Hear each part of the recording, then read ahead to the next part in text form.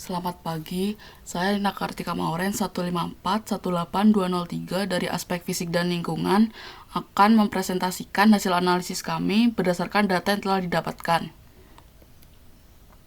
Untuk alat presentasi hari ini ada sasaran, hasil survei, dan hasil analisis. Yang pertama untuk sasaran aspek ada dua. Yang pertama ada mengidentifikasi kondisi fisik dasar dan lingkungan di Kecamatan Cigugur. Lalu yang kedua mengidentifikasi kondisi fisik buatan di Kecamatan Cigugur. Untuk sasaran 1 sendiri akan dilakukan analisis daya dukung air, analisis daya dukung lahan, dan analisis kebencanaan. Lalu untuk sasaran 2 akan dilakukan analisis alih fungsi lahan. Untuk pemenuhan data, untuk analisis kebencanaan, data historis kejadian bencana alam akan diganti menjadi menggunakan data PODES 2018. Lalu untuk analisis alih fungsi lahan akan dibandingkan dengan RT/RW yang ada. Lalu untuk hasil survei, poin yang dibahas tetap sama seperti kemarin, yaitu ada klarifikasi isu, data luas pariwisata, dan data persebaran komoditas. Untuk klarifikasi isu sendiri, untuk yang bencana alam, terjadi kekeringan longsor, gempa bumi, dan banjir pada tahun 2015 sampai 2017. Lalu bencana yang paling sering terjadi adalah longsor. Untuk yang lainnya, klarifikasi isu masih tetap sama. Lalu untuk peta administrasi Sungai Musiman Cigereng masih tetap sama seperti yang sebelumnya. Data luas objek wisata Kecamatan Cigugur juga masih tetap sama seperti sebelumnya. Lalu untuk persebaran objek wisata di Kecamatan Cigugur telah diganti menjadi poin. Lalu untuk data komoditas pertanian Kecamatan Cigugur, berdasarkan hasil observasi yang telah dilakukan saat survei kemarin, komoditas pertanian yang paling banyak titik persebarannya adalah padi, ubi kayu, dan bawang daun. Lalu untuk hasil analisis, yang pertama daya dukung air. Hasil perhitungan daya dukung air masih tetap sama seperti yang sebelumnya. Dengan DDA Kecamatan Cigugur mengalami defisit setiap harinya yaitu sebesar minus 2.066.376,5 liter per hari. Lalu untuk peta daya dukung air Kecamatan Cigugur masih tetap sama. Lalu untuk hasil kuesioner dan kaitannya dengan hasil analisis DDA.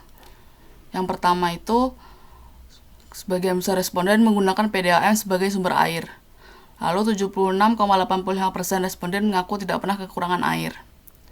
Untuk masyarakat yang mengaku kekurangan air, biasanya berprofesi sebagai petani, dan kekurangan air adalah untuk pengairan sawah, bukan kegiatan domestik. Lalu untuk analisis kebencanaan, data yang digunakan diganti dari yang sebelumnya menggunakan hasil kuesioner diganti menjadi PODES 2018 karena hasil kuesioner tidak valid atau kurang valid. Lalu untuk kejadian kekeringan lahan itu terjadi di Cigadung dan Gunung Keling. Dan sebelumnya mohon maaf, judul petanya salah. Seharusnya itu bukan kejadian banjir tapi kekeringan lahan.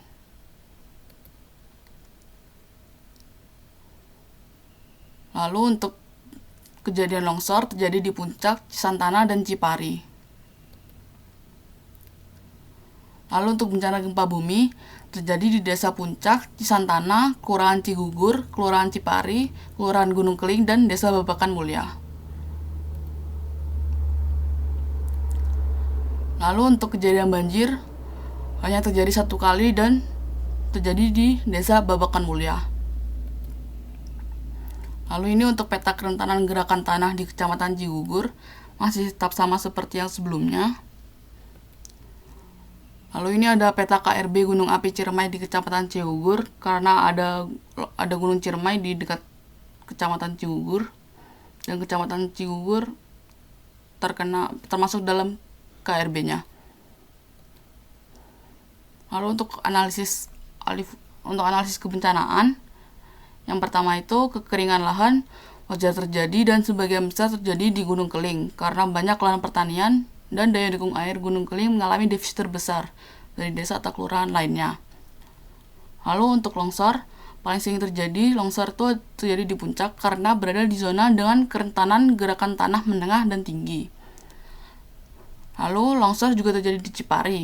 Meskipun sebagian besar daerah di Cipari berada di zona kerentanan gerakan tanah rendah, ada juga sebagian zona kerentanan gerakan tanah menengah di Kelurahan Cipari. Lalu untuk gempa bumi sendiri terjadi di 6 desa atau kelurahan. Adanya gunung api Ciremai dan patahan di Kecamatan Ciugur serta patahan lainnya di sekitar Kabupaten Kuningan dapat menyebabkan terjadinya gempa bumi yang dirasakan di Kecamatan Ciugur. Jadi untuk gempa bumi sendiri belum tentu terjadi di Kecamatan Ciugur. Bisa juga terjadi di daerah lainnya tapi juga dirasakan di Kecamatan Ciugur. Lalu untuk analisis alih fungsi lahan. Berikut adalah video untuk analisis alih fungsi lahan. Ini untuk peta RT RW-nya. Lalu ini untuk tahun 2002, tahun 2009, tahun 2013, tahun 2014, tahun 2015, dan tahun 2018. Untuk tahun 2017 sendiri masih belum ada karena ada kesalahan dalam melakukan digitasi sebelumnya sehingga tidak bisa selesai untuk hari ini. Lalu ini untuk luas guna lahan setiap tahunnya. Dan ini ada perubahan luas kawasan terbangun untuk setiap tahunnya.